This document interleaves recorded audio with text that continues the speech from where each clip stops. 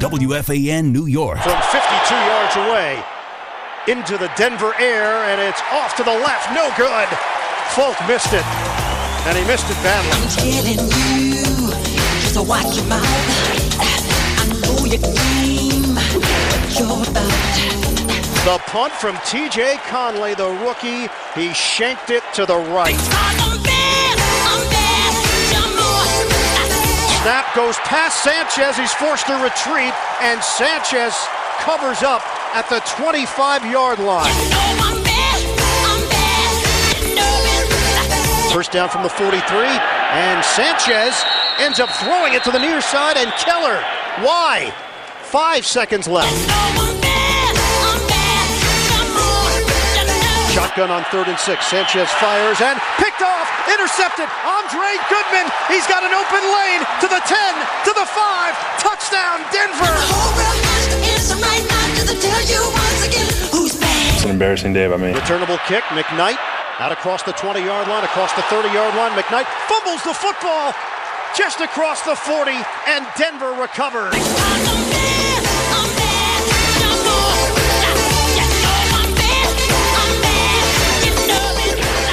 Tebow takes the snap. Rush is coming. Tebow has some room in front of him. Tebow looping to the left side. Tebow on the move. 10-yard line, 5-yard line. It's Tebow time. Touchdown. Tim Tebow has done it again. A 20-yard rip to put the Broncos in front.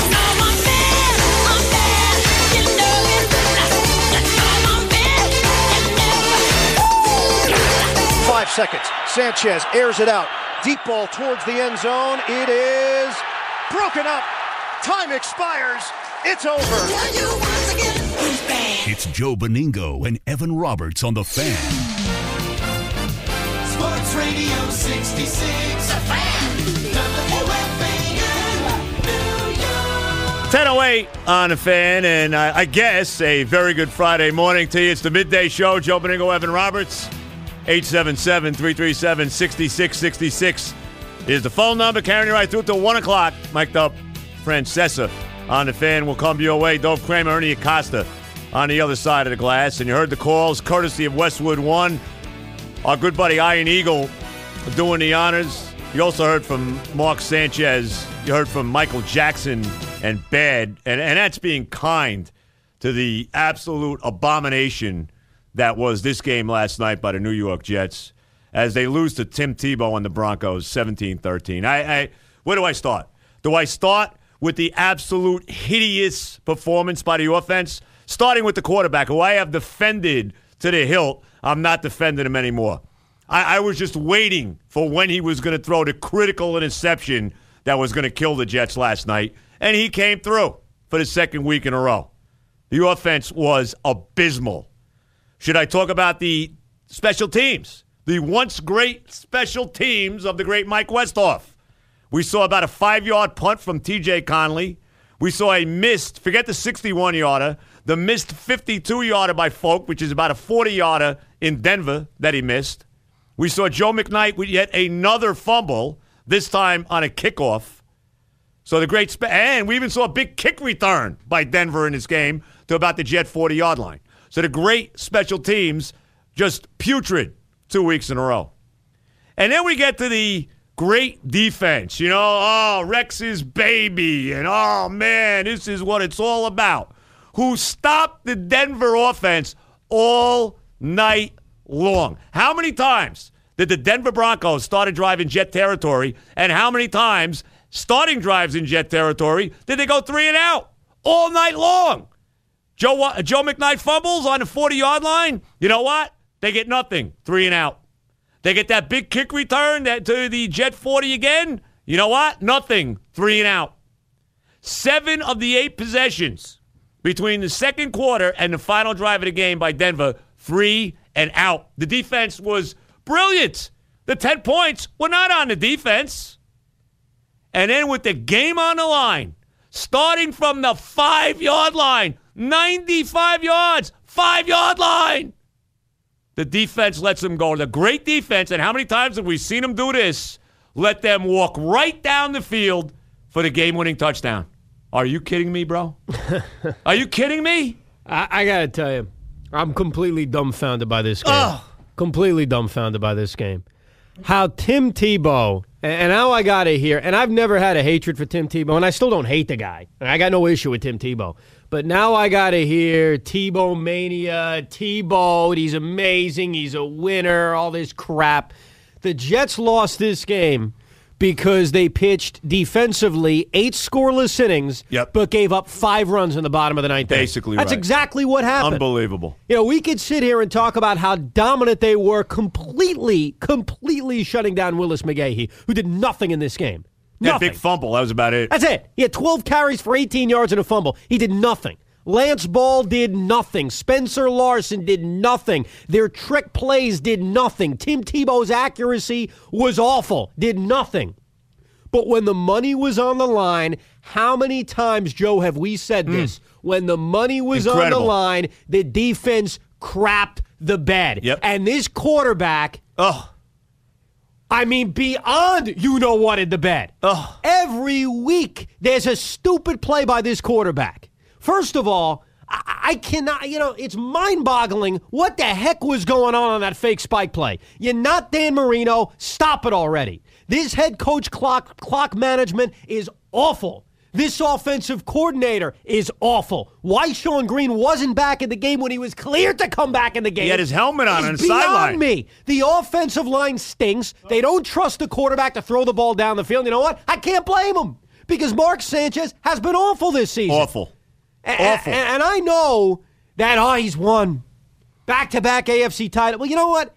Here's where we stop talking about 2009 and 2010. I'm done talking about 2009. I'm talking about 2010. It's about this season. And this season, he has stunk. This season, the offensive line has stunk. And this season, they're 5-5. And every tiebreaker is against them. Everyone. So basically, the Jets are going to have to wipe themselves off and figure out a way to just win every single week. And based on what we've seen over the last 5 days, I don't know if they're capable of doing that. Bro, I mean, right now, let's be honest. This team is not making the playoffs. I mean, the way they are right now, they're going to be lucky to be 500.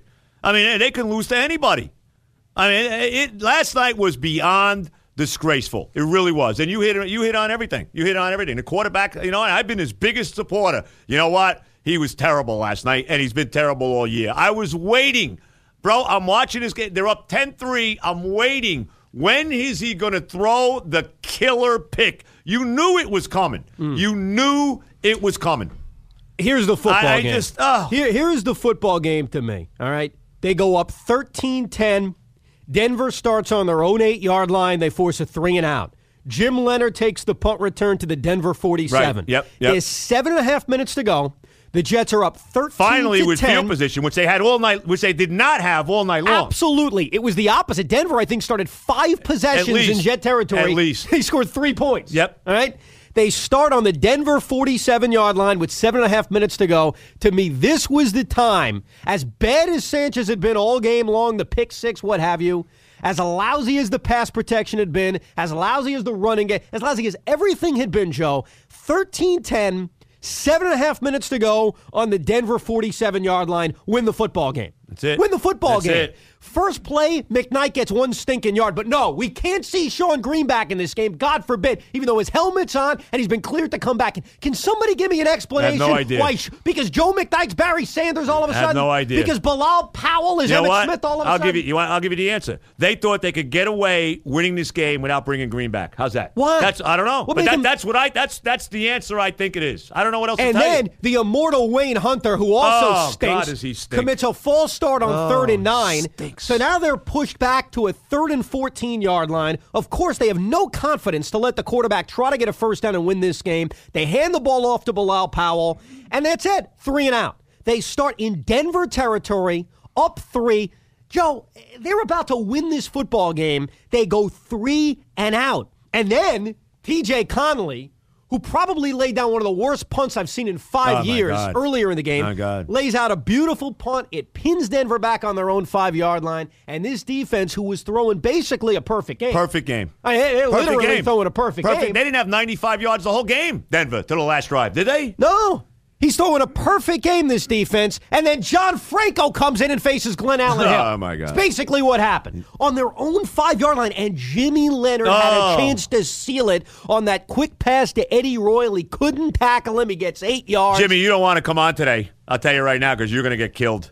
That to me, he had to play perfectly diagnosed at the worst. They got the ball on a 1-yard line with a 2nd and 14. At the worst. How did he miss that tackle, bro? How did he miss it? You know what? And even after he misses the tackle, okay, now they're on their own 13-yard line. Their own 13-yard line. And worst case scenario, the worst possible case you're thinking this game goes to overtime. Never in my wildest dreams, even though I've seen this defense fail before in big spots many times, but even still, Joe, never in my wildest dreams did I think that Tim Tebow, who looks so pathetic, and I'll stand by this, guy's not a quarterback in the NFL. I don't care how many games he's won recently, I don't care. This Tebow mania will be catching up to the Broncos soon. Don't worry. I thought it did catch up for about the first 55 minutes. Yeah. Well, we kept hearing what a great job Mike Pettin did. If Mike Mayock, I can't even say it. I mean, all night long, that's all I heard. How great. Oh, what a job. Bob Sutton, he knows how to handle the option. He did it at Army for 8 years. Pettin, oh, my God, what a tremendous defensive game plan. How many times did Mayock say that? How many? The reason I'm laughing is because before this show, Joe had an analogy about how much Mayock loved Mike Pettin. We can't repeat the analogy. I can't say it. You can only think. Use your imagination. There you go. But, no, I agree with you. And look, the only thing worse than the Jet offense, the final defensive drive, the final defensive attempt at a stop by the Jet defense, the Tim Tebow offense, the only thing worse than this football game was the NFL Network. Let me give the NFL Network some advice here, okay? That was pretty bad last night. Here's my advice. Stop broadcasting football games, okay? You got your cute little documentaries. You got your Total Access, which I love. I love the NFL Network.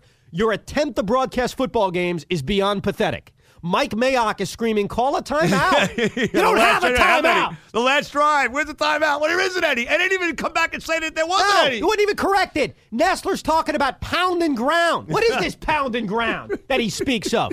There's no such thing as a play clock. Sounds like meat. Exactly. There's no such thing as a play clock on the NFL Network. The officials, you never hear when they're calling a penalty. The NFL Network should be embarrassed. That was bad. Stop broadcasting games. Leave it to the big boys. Leave it to ESPN, CBS, Fox, NBC. Leave it to them. One thing NFL Network made sure to do, though, a number of times, Eisen did it, Nessler did it, was take shots at Cablevision and Time Warner for not having the NFL Network. Well, guess what? Which they certainly did. I got news for the NFL Network and Rich Eisen. For anyone who's watching the NFL Network for the first time, I don't think they're drawn in by your network. Now, I know better. Joe knows better because we've seen it, and it's a great network. It is. Oh, it is. But the broadcast of the game last night was beyond pathetic. But so was the performance by both of these football teams. Oh, my God. And this quarterback. And you know what the worst part is?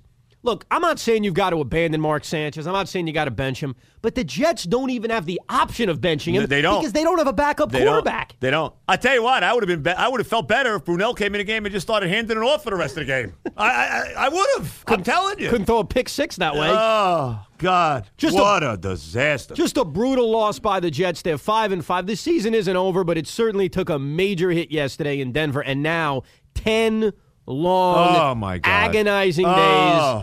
And now, even Thanksgiving, I got to go through Thanksgiving now. Yeah. And you know what? I know it's early. Now you got to start scoreboard watching because the Jets have to win a wild card spot outright. Then the tiebreakers are so against them in every way. They have to root for the Ravens on Sunday. Ray Lewis isn't playing. I know. You got to hope for the Bengals to fall apart. Yep. You need Miami to beat Buffalo. Although the Jets are going to get their shot at them again, but still. Jets need a lot of things to go their way. But right now, bro, they're not a playoff team. They're not. I mean, how else can you say it? They're not. Right now, every aspect of them is horrible. I mean, all right, the defense played great for 55 minutes. And again, with the game on the line, and we've seen it over and over and over again. We saw it last year in the championship game in Pittsburgh. They couldn't stop them, when they could have got the ball back and maybe won. We saw that earlier against New England. Couldn't stop them when maybe the Jets could have got the ball back and came down and won the game. We saw it last week against New England. Everybody went nuts about the timeout by Sanchez. Yeah, okay, I understand that. How about stopping them and not letting them go 80 yards before halftime for a touchdown? And then when the Jets score another touchdown, they come right back down and score another one in New England last week. So how many times have we seen this defense, going back to that game against Atlanta from 2 years ago, let the team go right down the field for touchdowns? How many times? You are what your record says you are right now. The Jets are mediocre. They're the definition of it. They're 5-5.